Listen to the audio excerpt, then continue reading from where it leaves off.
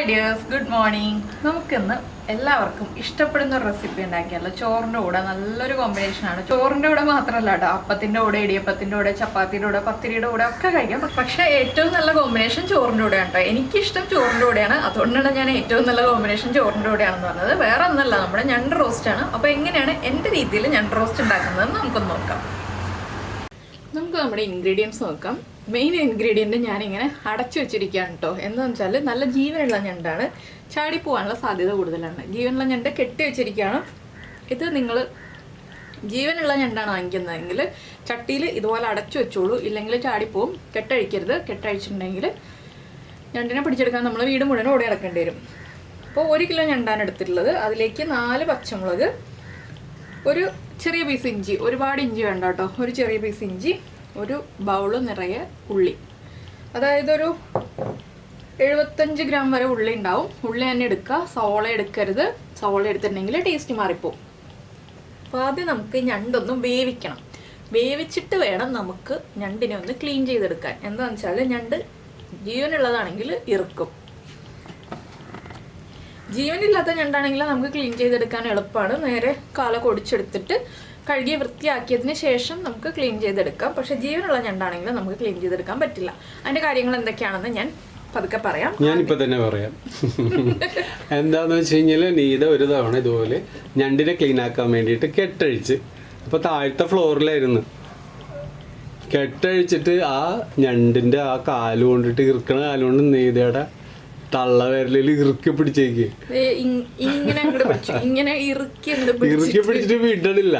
ഞാനപ്പോൾ കരച്ചിൽ കേട്ടിട്ട് ഞാൻ അവിടെ നിന്ന് ഓടി പ്ലെയർ മേളിലത്തെ ഫ്ലോറിൽ, എനിക്ക് തോന്നിയത് പ്ലെയർ എടുത്തിട്ട് വരാമെന്ന് എനിക്ക് തോന്നിയത് അന്നേരം. ഞാൻ താഴത്തെ ഫ്ലോറിൽ നിന്ന് ഓടി മേളിലത്തെ ഫ്ലോറിൽ വന്ന് പ്ലെയർ എടുത്ത് താഴെ ചെല്ലണവരെ ഞണ്ട് നല്ല ഇറുക്കി അമർത്തി പിടിച്ചോണ്ടിരിക്കുക.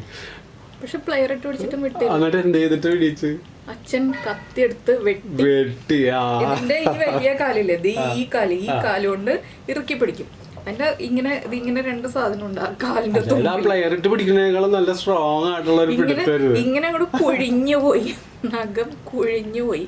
അവസാനം അത് ഞണ്ട് ഇതിലും വലിയ ഞണ്ട്, ആരോഗ്യമുള്ള ഞണ്ട് ഈ കാലം കൊണ്ടായിരുന്നു ഇറക്കിയത്. ഈ പൊങ്ങി വരുന്ന കാലം കൊണ്ട് ഞാൻ വെക്കില്ല.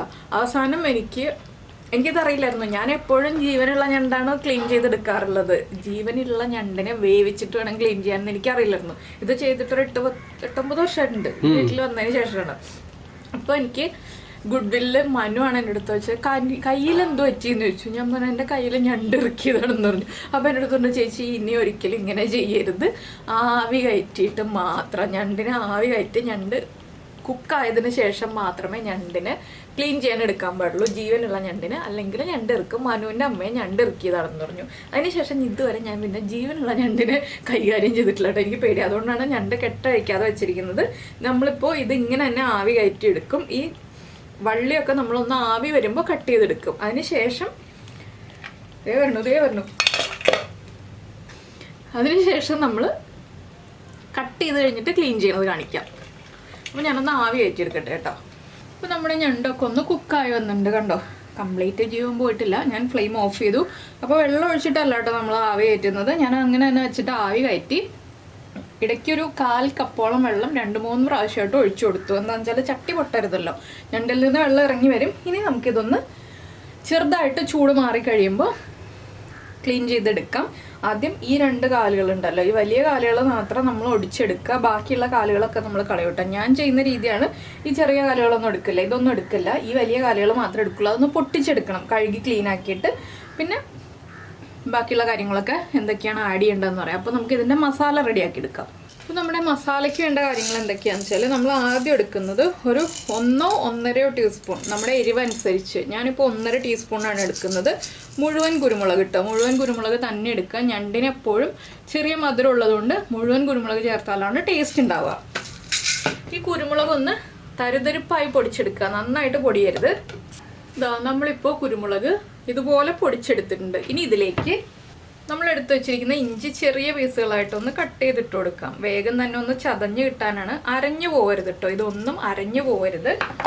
പിന്നെ നമ്മുടെ പച്ചമുളക് അത്യാവശ്യം നന്നായിട്ട് എരിവ് വേണം ഞണ്ടിന്, എങ്കിലേ ആ ഞണ്ടിൻ്റെ മധുരം കുറയുള്ളൂ. പക്ഷെ ഇതിൽ പുളി ചേർക്കരുത് കേട്ടോ. പുളി ചേർത്തിട്ടുണ്ടെങ്കിൽ ഞണ്ടിൻ്റെ ടേസ്റ്റ് മാറിപ്പോവും.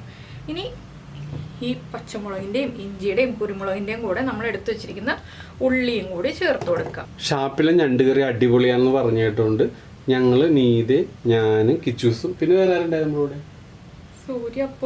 സൂര്യപ്പാന്ന് തോന്നുന്നു. അപ്പം ഞങ്ങൾ എല്ലാവരും കൂടി അടുത്ത് ഇവിടെയുള്ള ഒരു ഫാമിലി ഷാപ്പ് ഉണ്ടായിരുന്നു കേട്ടോ. അവിടെ ഞങ്ങൾ ചെന്ന് കഴിഞ്ഞ് ഞണ്ട് ഓർഡർ ചെയ്ത്. ഞാൻ പോയിട്ടില്ല ഷാപ്പില്, വാങ്ങിച്ചോളാം. എല്ലാരും കൂടി ഇവിടെ പോയി കഴിച്ചിട്ടില്ല. അവിടുന്ന് അന്ന് പോയാണ് ഇവിടെയാണ് ഞാൻ ശരിക്കും ഓർക്കണില്ല. എന്തായാലും ഞണ്ട് കഴിച്ചതായിട്ട് ഞാൻ ഓർക്കണുണ്ട്. പക്ഷെ കൊള്ളില്ലേ, പുളിയൊക്കെ ഇട്ട് ഒന്നിനും കൊള്ളില്ലാത്ത ഞണ്ടായിരുന്നു. ഒരു ടേസ്റ്റ് ഉണ്ടായിരുന്നില്ല. പുളി ചേർക്കരുത്, കൊടംപുളി ചേർക്കരുത്. ഒരു ഒരു പുളിയും ചേർക്കരുത് ഞണ്ടില്. ഞണ്ടിന്റെ ആ ഒരു നാച്ചുറൽ ടേസ്റ്റ് കിട്ടണമെന്നുണ്ടെങ്കിൽ നമ്മൾ എരിവുള്ള മസാലകളാണ് ചേർക്കേണ്ടത്. അല്ലാതെ പുളി, ഗരം മസാലപ്പൊടി ഇതൊന്നും ചേർക്കരുത് കേട്ടോ. ഗരം മസാലപ്പൊടിയൊക്കെ ചേർത്തിട്ട് നമ്മൾ ഉരുളക്കിഴങ്ങും ഞണ്ടും അതുപോലെ തന്നെ കായും ഞണ്ടും ഒക്കെ വറുത്തരച്ച് വയ്ക്കും. അത് വേറൊരു റെസിപ്പിയാണ്. പക്ഷേ ഈ ഒരു റെസിപ്പിയിൽ നമ്മൾ മസാലപ്പൊടിയൊന്നും ചേർക്കില്ല. ഇനി നമുക്ക് ഇതൊന്ന് ചതച്ചെടുക്കാം. ജസ്റ്റ് ഒരു 2 പ്രാവശ്യം പൾസ് ചെയ്തെടുക്കുക. ഇതാ ഞാൻ ഇതുപോലൊന്ന് പൾസ് ചെയ്തെടുത്തിട്ടുണ്ട്. ഇത്രയും ചതയാൻ പാടുള്ളൂ, ഒരുപാട് ചതഞ്ഞ് അരഞ്ഞു പോകരുത്. ഇനി നമുക്കിത് നമ്മൾ റെഡിയാക്കി വെച്ചിരിക്കുന്ന ഞണ്ടിലേക്ക് ചേർക്കാം. ഞണ്ട് എങ്ങനെയാണ് റെഡിയാക്കി വെച്ചിരിക്കുന്നതെന്ന് കാണണ്ടേ. അപ്പോൾ ഇതാ നമ്മൾ ഞണ്ട് റെഡിയാക്കി വെച്ചിട്ടുണ്ട്. ഞണ്ടിൻ്റെ കാലുകളൊക്കെ നമ്മൾ ഇതുപോലെ പൊട്ടിച്ചിട്ടുണ്ട് കേട്ടോ. നമ്മുടെ ഇടിക്കുന്ന കല്ലുണ്ടല്ലോ, ഉള്ളിമുളകൊക്കെ ചതയ്ക്കുന്ന കല്ല്, ആ കല്ല് കൊണ്ടൊന്ന് ചതച്ച് പൊട്ടിച്ചിടുക. അപ്പോഴേ നമ്മുടെ കാലിൻ്റെ ഉള്ളിലേക്ക് മസാലയൊക്കെ പിടിക്കുള്ളൂ. ഇല്ലെങ്കിൽ മസാലയൊന്നും പിടിക്കില്ല. അപ്പോൾ ഞങ്ങളിവിടെ ഞണ്ട് ഉണ്ടാക്കുമ്പോൾ എപ്പോഴും കാലൊക്കെ ഇതുപോലെ ഒന്ന് പൊട്ടിച്ചിടും. പിന്നെ ഇതിൽ കുറച്ച് വെള്ളമുണ്ട്, ഈ ഞണ്ടിൻ്റെ ഉള്ളിൽ നിന്ന് ഇറങ്ങി വന്ന വെള്ളമാണ് കേട്ടോ. ഞാൻ വേറെ എക്സ്ട്രാ വെള്ളമൊന്നും ആഡ് ചെയ്യില്ല. ഞണ്ടിൽ നിന്ന് തന്നെ നമ്മൾ കഴുകി വൃത്തിയാക്കി കഴിഞ്ഞ് ഞണ്ട് പൊളിക്കുമ്പോൾ കുറച്ച് വെള്ളം ഇറങ്ങി വരും. ആ വെള്ളത്തിലാണ് നമ്മൾ ഈ ഞണ്ട് കുക്ക് ചെയ്തെടുക്കുക. അല്ലാതെ വെള്ളമൊന്നും ഒരുപാട് ഒഴിച്ചിട്ട് കുളം പോലെ ഒഴിച്ച് വേവിക്കരുത്. അതൊക്കെ ഞണ്ട് ഉണ്ടാക്കുമ്പോൾ പ്രത്യേകം ശ്രദ്ധിക്കേണ്ട കാര്യമാണ്. ഇനി ഇതിലേക്ക് നമുക്ക് മഞ്ഞൾപ്പൊടി ചേർക്കണം. ഒരു 1/2 ടീസ്പൂൺ മഞ്ഞൾപ്പൊടി. ഫ്ലെയിം ഓൺ ചെയ്യാം. പിന്നെ ഞണ്ടിന് ആവശ്യമായ ഉപ്പ്. നമ്മൾ ഞണ്ട് കുറച്ച് വേവിച്ചതാണ്, അതുകൊണ്ട് ഞണ്ടിന് ഒരുപാട് വേവിൻ്റെ ആവശ്യമില്ല കേട്ടോ. വേഗം തന്നെ വെന്ത് കിട്ടും. ഈ ഒരു ഞണ്ട് റെസിപ്പി ഉണ്ടാക്കാൻ വളരെ ഈസിയാണ്. ഇപ്പോൾ നമ്മൾ ഉപ്പും ചേർത്തു. ഇനി ഇതിലേക്ക് ചേർക്കുന്നത് വെളിച്ചെണ്ണ.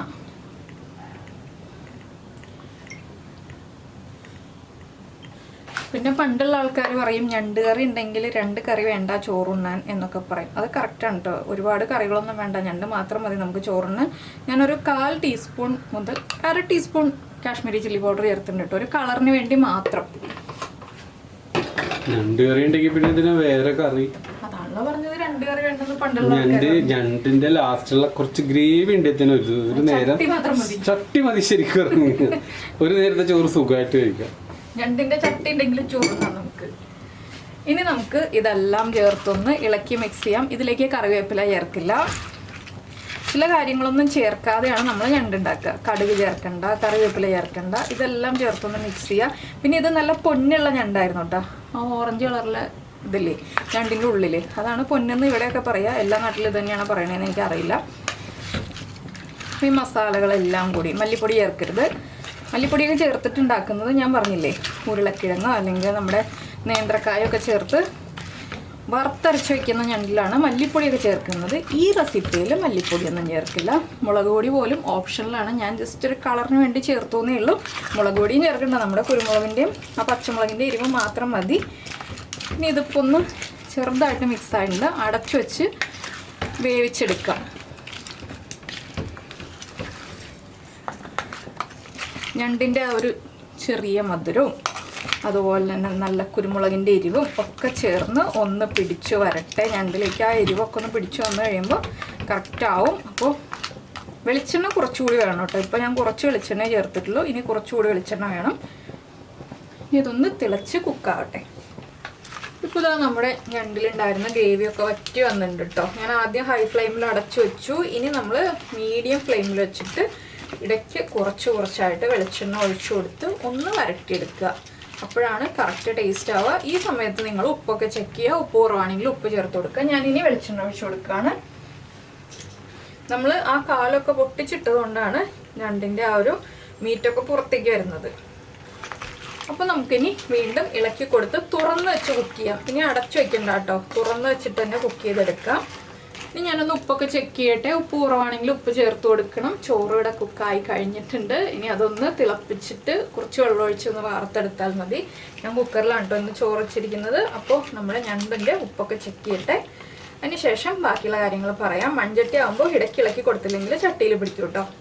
അപ്പോൾ ഇതാ നമ്മുടെ ഞണ്ട് റോസ്റ്റിൻ്റെ ഫൈനൽ സ്റ്റേജായി. നിങ്ങൾ ആദ്യം കണ്ടപ്പോഴുള്ള കളറൊന്നും അല്ലല്ലോ, ഗ്രേവിയൊക്കെ വറ്റി എണ്ണയൊക്കെ ഇതാ ഇങ്ങനെ തെളിഞ്ഞ് വരുന്നുണ്ട്. ഈ ഒരു സ്റ്റേജ് ആകുമ്പോൾ നിങ്ങൾ എരിവ് നോക്കുക. എരിവ് കുറവാണെങ്കിൽ കുറച്ചുകൂടി കുരുമുളക് ചതച്ചത് ചേർത്ത് കൊടുക്കുക. ഞാൻ എരിവും ഉപ്പും ഒക്കെ ചെക്ക് ചെയ്തായിരുന്നു. ഞാൻ പറഞ്ഞപ്പോൾ തന്നെ ഉപ്പും എരിവും എല്ലാം കറക്റ്റാണ്. കുറച്ച് എരിവ് മുന്നിൽ നിൽക്കണം കേട്ടോ. എന്താണെന്ന് വെച്ചാൽ ഞണ്ടിൻ്റെ മധുരം ബാലൻസ് ചെയ്യാനായിട്ട് എരിവൊന്നും മുന്നിൽ നിൽക്കണം. ഞാൻ ഉപ്പും എരിവൊന്നും പിന്നെ ചേർത്തിട്ടില്ല, കുരുമുളകൊന്നും ഇനി ചേർക്കുന്നില്ല. ഫ്ലെയിം ഓഫ് ചെയ്യുന്നേ ഉള്ളൂ. അപ്പോൾ ഇത്രയേ ഉള്ളൂ നമ്മുടെ ഞണ്ട് റോസ്റ്റ്. എല്ലാവർക്കും എൻ്റെ രീതിയിലുള്ള ഞണ്ട് റോസ്റ്റ് ഇഷ്ടമായിട്ടുണ്ടാവുമെന്ന് വിചാരിക്കുന്നു. നിങ്ങൾ ഈ രീതിയിലാണോ ഞണ്ട് റോസ്റ്റ് ഉണ്ടാക്കുന്നതെന്ന് ഒന്ന് കമൻറ്റ് ചെയ്യണം കേട്ടോ.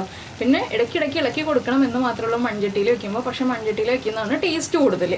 അപ്പോൾ അതാ ചോറ് റെഡി ആയിക്കൊണ്ടിരിക്കുന്നുണ്ട്. ഞണ്ട് റെഡിയാണ്. പിന്നെ ചൂടോടെ കഴിക്കരുത്, ചൂട് ഒരുവിധം കുറഞ്ഞിട്ട് കഴിക്കുക. കംപ്ലീറ്റ് മാറിയിട്ട് കഴിക്കുകയാണെങ്കിൽ അത്രയും ടേസ്റ്റ് ആയിരിക്കും. അപ്പോൾ ഇത് ഒരു ദിവസത്തേക്കല്ല കേട്ടോ, ഒരു 3-4 ദിവസം കഴിക്കാനുള്ള ക്വാണ്ടിറ്റി ഉണ്ടാവും 2 പേര് കഴിക്കുകയാണെങ്കിൽ. എന്താണെന്ന് വെച്ചാൽ ഒരു 2 പീസ് ഞണ്ടുണ്ടെങ്കിൽ നമുക്ക് സുഖമായിട്ട് ഊണ് കഴിക്കാം. അത്രയും നല്ല ടേസ്റ്റുള്ള കറിയാണ്. നിങ്ങളിങ്ങനെ ഉണ്ടാക്കി നോക്കിയിട്ടില്ലെങ്കിൽ ഉറപ്പായിട്ട് ഉണ്ടാക്കി നോക്കിക്കോളൂ, നന്നായിട്ട് ഇഷ്ടപ്പെടും. അപ്പോൾ എല്ലാവരും ഉണ്ടാക്കി നോക്കിയിട്ട് കമൻറ്റ് ചെയ്യാം കേട്ടോ. ഇതിപ്പോൾ കായൽ ഞണ്ടാണ്, ടേസ്റ്റ് കൂടുതൽ കായൽ ഞണ്ടിനാണ്. അപ്പോൾ എല്ലാവരും ഉണ്ടാക്കി നോക്കുക. നമുക്ക് നമ്മുടെ അടുത്തൊരു വീഡിയോയുമായിട്ട് അടുത്ത ദിവസം വീണ്ടും കാണാം. ഒരു കാര്യം കൂടി പറഞ്ഞേ, ഞണ്ട് മുഴുവൻ എടുത്ത് കഴിയുമ്പോൾ, കറി മുഴുവൻ എടുത്ത് കഴിയുമ്പോൾ ദയവ് ചെയ്ത് അത് വെള്ളം ഒഴിച്ച് കഴുകരുത്. ചട്ടി അതിലേക്ക് കുറച്ച് ചോറിട്ടിട്ട് ഇങ്ങനെ അങ്ങോട്ട് പെരട്ടിയെടുക്കുക.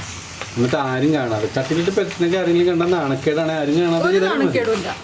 എന്നിട്ട് അത് അങ്ങോട്ട് എടുത്ത് ചോറിടുന്ന കൂടിപ്പോകരുത്. അതിലുള്ള ഗ്രേവി കൊണ്ട് അതൊന്ന് മൊത്തം എല്ലാ ഭാഗവും ഇടണ ചോറ് കവറാകുന്ന രീതിയിൽ അത്രയും ക്വാണ്ടിറ്റി ചോറ് എടുത്തിട്ട് ആ ചോറൊന്ന് കഴിച്ചു നോക്കിക്കോ, അടിപൊളി ടേസ്റ്റ് ആയിരിക്കും. ഇതിങ്ങനെ ഇടയ്ക്ക് ഇളക്കി കൊടുത്തിട്ടുണ്ടെങ്കിൽ ഇത് കണ്ടോ ഒട്ടും തന്നെ ചട്ടിയിൽ പിടിച്ചിട്ടില്ല കേട്ടോ. കറക്റ്റായിട്ട് നമ്മുടെ ചട്ടിയിൽ പിടിക്കാതെ വന്നിട്ടുണ്ട്. അപ്പോൾ നമുക്ക് അടുത്ത ദിവസം കാണാം.